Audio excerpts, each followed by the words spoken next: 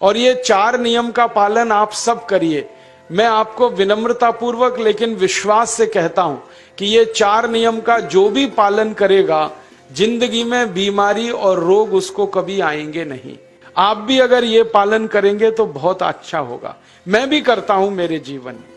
मैं पिछले 15 वर्षों से योग प्राणायाम करता हूं, उसके साथ कुछ नियम मैंने बनाए हैं, वो नियम का पालन करता हूं और वही नियम आपको बताना चाहता हूं। स्वामी जी पालन करते हैं, मैं करता हूं, हमारे लाखों योग शिक्षक करते हैं। और इन नियमों का पालन करने से हमको इतना लाभ हुआ है कि कभी बीमारी आती नहीं। 15 साल से मैंने हर बार मेरा बीपी चेक किया, नॉर्मल है, शुगर नॉर्मल है, ट्राइग्लिसराइड्स नॉर्मल है, कोलेस्ट्रॉल नॉर्मल है। पिछले 15 साल में कभी सर्दी जुकाम भी नहीं हुआ, गला भी नहीं बैठा, कभी हॉस्पिटल नहीं देखा, कभी डॉक्टर के पास नहीं गए, क्योंकि जरूरत नहीं पड़ी। और वो जरूरत नहीं पड़ी क्योंकि हम निरोगी हैं, स्वस्थ हैं। ये निरोगी और स्वस्थ होने के लिए आयुर्वेद की एक छोटी सी जानकारी आपसे मैं शेयर करना चाहता हूं। आयुर्वेद में ये कहा गया है कि किसी भी व्यक्ति को निरोगी होना है, रोगमुक्त होना है, तो अपने जीवन में 3 बातों का ध्यान रखे। अपना वात, पित्त और कफ, तीनों का संतुलन रखे। वो 3 तरह के दोष हैं हमारे शरीर में, वात, पित्त, कफ। आपने सुना होगा, ये त्रिदोष आधारित शरीर है। जब वात बहुत बिगड़ जाता है तो 80 से ज्यादा रोग आते हैं। जब पित्त बहुत बिगड़ जाता है तो लगभग 46 से 50 रोग आते हैं। और जब कफ बिगड़ जाता है तो 28 रोग आते हैं। और वात, पित्त, कफ तीनों बिगड़ जाएं तो 148 रोग आते हैं। सर्दी, खांसी, जुकाम से लेकर और कैंसर तक जो आखिरी रोग माना जाता है, ये सब वात, पित्त, कफ के बिगड़ने का खेल है। तो इस देश के आयुर्वेद चिकित्सा के सबसे महान लोगों में से कुछ नाम आप जानते हैं, जैसे चरक ऋषि, जैसे सुश्रुत ऋषि। ऐसे एक ऋषि हुए बाघभट्ट। बाघभट्ट ऋषि ने एक पुस्तक लिखी है, उसका नाम है अष्टांग हृदयम, और एक पुस्तक लिखी है, उसका नाम है अष्टांग संग्रहम। इन दोनों पुस्तकों में उन्होंने 7000 नियम बताए हैं। उनमें से 4 बताता हूं, अच्छे लगे तो आज से ही पालन करो और दूसरों को भी बताओ, ताकि कोई भी इन नियमों का पालन करे तो बीमार ही ना पड़े। ये चारों नियम हैं वात, पित्त और कफ को संतुलित रखने के लिए। अब वात, पित्त, कफ तीनों एक साथ आपके संतुलित रहें तो उसके लिए पहला नियम है खाना खाने के तुरंत बाद पानी नहीं पीना। ये पहला नियम है। आप बोलेंगे ये तो बड़ी मुश्किल बात है, खाना खाते ही पानी पीते हैं हम तो सबके सब, और बिना पानी पिए खाना ही नहीं खाते। कई लोग तो खाने से ज्यादा पानी पीते हैं, खाना कम खाते हैं, पानी ज्यादा पीते हैं। ये खाना खाने के बाद पानी कभी भी नहीं पीना, क्योंकि महर्षि बाघभट्ट कहते हैं भोजनांते विषम वारी, माने भोजन के अंत में पानी पियो तो जहर के पीने के जैसा है। इसलिए वो कहते हैं कभी भी खाने के तुरंत बाद पानी मत पियो। अब आप मुझे पूछोगे क्यों नहीं पिए, कारण बता दो। कारण मैं बताना चाहता हूं सरल भाषा में। हम जब खाना खाते हैं ना तो पेट में सारा खाना इकट्ठा होता है। पेट में एक स्थान होता है, उसको हम कहते हैं जठर। संस्कृत में, हिंदी में जठर कहते हैं, अंग्रेजी में उसको एपिगैस्ट्रियम कहते हैं, हिंदी में कुछ लोग उसको आमाशय भी कहते हैं। ये जठर छोटा सा स्थान है। आपके पेट में नाभि है ना, उसके लेफ्ट साइड में बाईं तरफ छोटा सा स्थान है। सारा खाना आपका इसी स्थान पर आता है। जो भी आप खाते हो, रोटी, चावल, दाल, सब्जी, दूध, दही, कुछ भी खाओ, सब कुछ जठर में आता है। अब जठर में जैसे ही खाना इकट्ठा होता है तो उसमें आग जलती, और उस आग को कहते हैं जठर अग्नि। मिला के बोल देते हैं जठराग्नि। आप जैसे ही खाना खाते हो, पेट में जठर में अग्नि जलती है। वो अग्नि खाने को पचाती है, और अग्नि खाने को ऐसे ही पचाती है जैसे रसोई घर की अग्नि खाने को पकाती है। आपके रसोई घर में आप अग्नि जलाओ, उसके ऊपर दूध रख दो, दूध में थोड़ा चावल डाल दो, अग्नि जब तक जलती रहेगी खीर तब तक बनती रहेगी। आप घर में अग्नि जलाओ, उसके ऊपर पानी रख दो, उसमें दाल डाल दो, दाल की पकने की क्रिया तब तक चलेगी जब तक अग्नि जलेगी। ऐसे ही पेट में होता है, जैसे ही आपने खाना खाया पेट में अग्नि जलती है, और जब तक अग्नि जलती है तो खाने के पचने की क्रिया चलती है। जैसे रसोई घर में खाना पकाते हैं वैसे ही पेट में भी खाना पकता है। इसी को हम पचने की क्रिया कहते हैं, अंग्रेजी में उसको डाइजेशन कह देते हैं।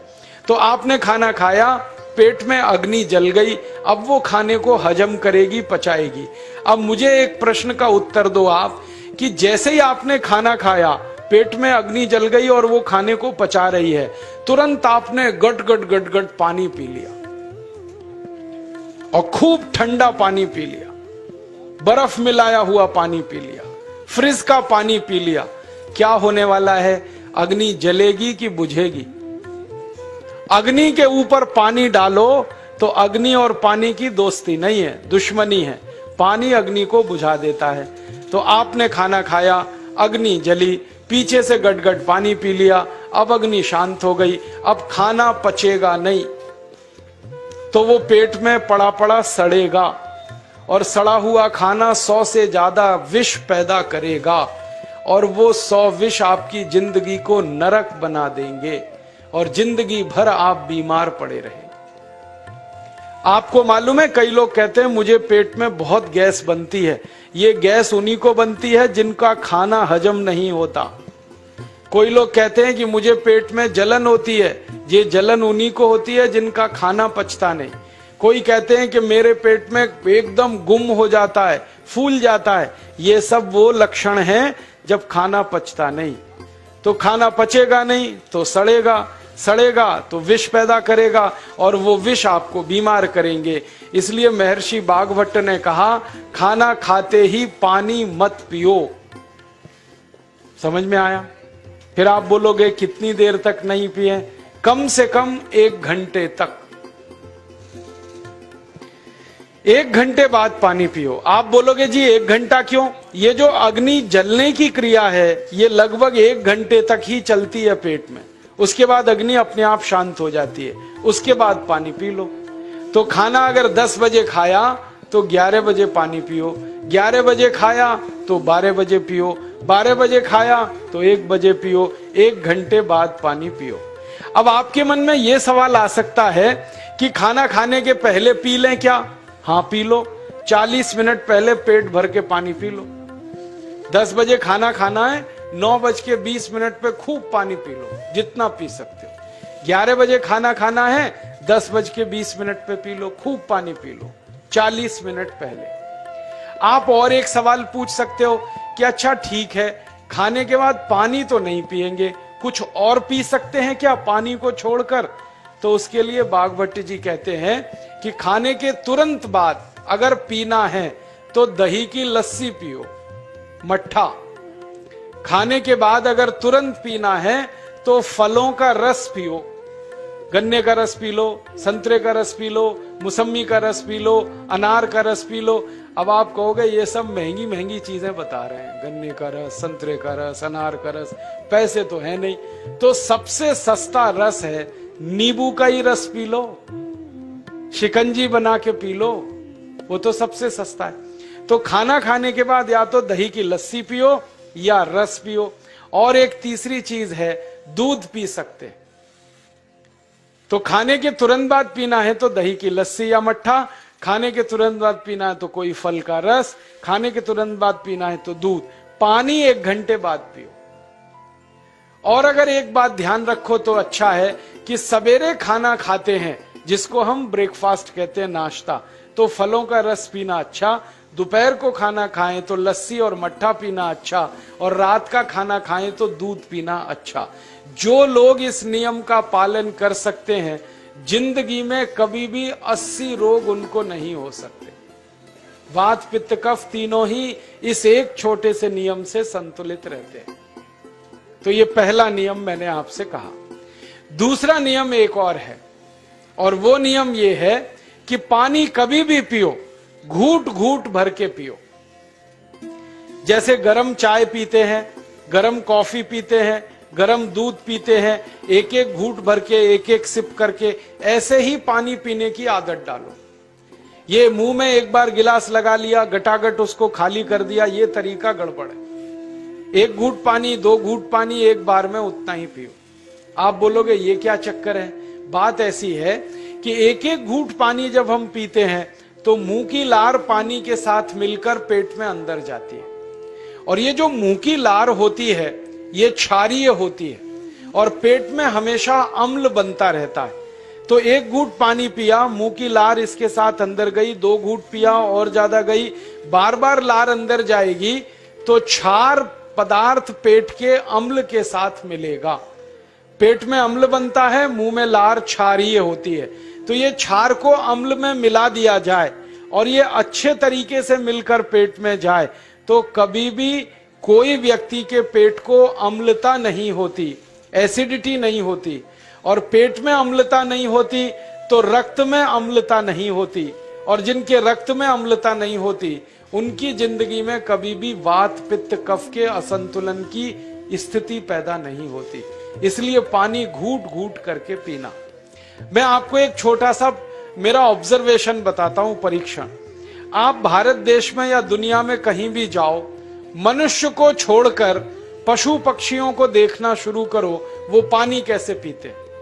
किसी चिड़िया को पानी पीते हुए देखो, किसी पक्षी को पानी पीते हुए देखो, वो चोंच के एक बूंद ही के बराबर ही पानी उठाता है।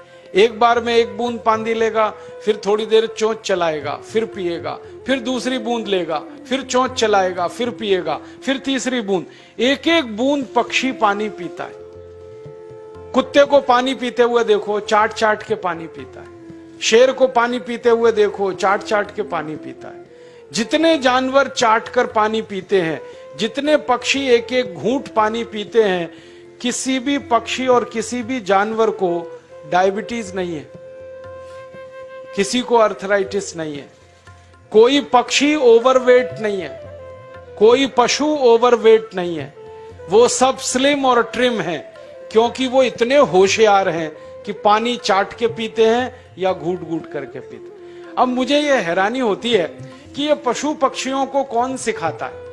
वो अपने जन्म से ये ज्ञान सीख के आते हैं। उनका कोई गुरु नहीं है, उनका कोई विद्यालय नहीं है, उनके कोई प्रशिक्षण शिविर नहीं लगते, फिर भी उनको इतनी अकल है कि पानी घूट घूट पीना। और हम ये मनुष्य जिनके इतने गुरु, इतने विद्यालय, इतने कॉलेज, सीखने वाले, सिखाने वाले, और हम मूर्खों के मूर्ख गटागट गटागट पानी पीते रहते हैं। तो पानी पीने का तरीका बदल दो, घूट घूट भर के पानी पियो। ये दूसरा नियम है। तीसरा नियम है कि जिंदगी में कितनी भी प्यास लगे, ठंडा पानी कभी मत पियो। बर्फ डाला हुआ पानी, फ्रिज में रखा हुआ पानी, वाटर कूलर का पानी जिसका तापमान बहुत कम है, ये कभी मत पीना। क्यों? क्योंकि शरीर आपका गर्म है और पानी ठंडा है। अब होता क्या है वो मैं समझाता हूं सरल भाषा में। पेट तो गर्म है, अब इसमें ठंडा पानी डाल दिया आपने तो अंदर झगड़ा होता है। और झगड़ा क्या होता है? या तो पानी पेट को ठंडा करेगा या पेट पानी को गर्म करेगा। अगर पानी ने पेट को ठंडा कर दिया तो पेट के ठंडा होते ही हृदय ठंडा होता है, हृदय के ठंडा होते ही मस्तिष्क ठंडा होता है, मस्तिष्क के ठंडा होते ही आदमी ठंडा होता है, और आदमी ठंडा होते ही राम नाम सत्य होती है। आपको मालूम है जब शरीर ठंडा पड़ जाता है तो घर में भी नहीं रखते, निकाल के बाहर सड़क पे रख देते। जो घर आपने बनाया अपनी मेहनत से, शरीर के ठंडा पड़ते ही निकाल बाहर करते हैं उस घर में से, और फिर चिल्लाने लगते हैं लेके जाओ, जल्दी लेके जाओ, इसको जला के आओ। माने ठंडे शरीर की इज्जत नहीं है। तो ठंडा पानी क्यों पी रहे हो भाई? बंद कर दो। कोई जानवर ठंडा पानी नहीं पीता, कोई पक्षी नहीं पीता। तो आप ये ठंडा पानी पीना बंद करो, सादा पानी पीना शुरू करो। और गर्मी के दिनों में बहुत अगर आपको तकलीफ है तो मिट्टी के घड़े का पानी पी लेना, फ्रिज का और बर्फ का नहीं पीना। ये तीसरा नियम है। और चौथा और आखिरी नियम है कि आप सवेरे ही सवेरे जब सोकर उठते हो तो सबसे पहले पानी पियो। जैसे ही आपकी आंख खुल गई तो पहले 2-3 गिलास पानी पी लो, उसके बाद आप टॉयलेट में जाओ। उठते ही पानी पियोगे तो 2 फायदे हैं। पहला फायदा यह है कि पानी पेट में जाकर बड़ी आंत को साफ करता है, और जैसे ही बड़ी आंत की सफाई होगी पेट पे दबाव पड़ेगा और आप संडास घर में जाएंगे, 2-3 मिनट में पेट आपका साफ हो जाएगा। जिनका पेट सुबह एक बार में साफ हो जाता है उनकी जिंदगी में कभी रोग नहीं आता।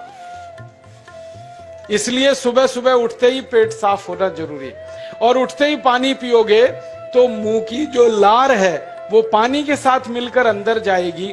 सुबह पेट में एसिड की मात्रा ज्यादा होती है, इसलिए लार का पेट में जाना बहुत जरूरी है। इसलिए सुबह उठते ही पानी पीना बहुत जरूरी है। ये 4 नियम हैं आयुर्वेद के। पहला नियम, खाना खाने के 1 घंटे बाद पानी पीना। दूसरा नियम, पानी को हमेशा घूट घूट भर के पीना। तीसरा नियम, कभी भी जिंदगी में ठंडा पानी नहीं पीना। और चौथा और आखिरी नियम, सवेरे उठते ही सबसे पहले पानी पीना। 4 नियमों का पालन जो भी अपने जीवन में कर सकता है वो वात पित्त कफ तीनों को संतुलित रख सकता है। और जिसका वात पित्त कफ संतुलित है उसके जीवन में बीमारी नहीं आती है।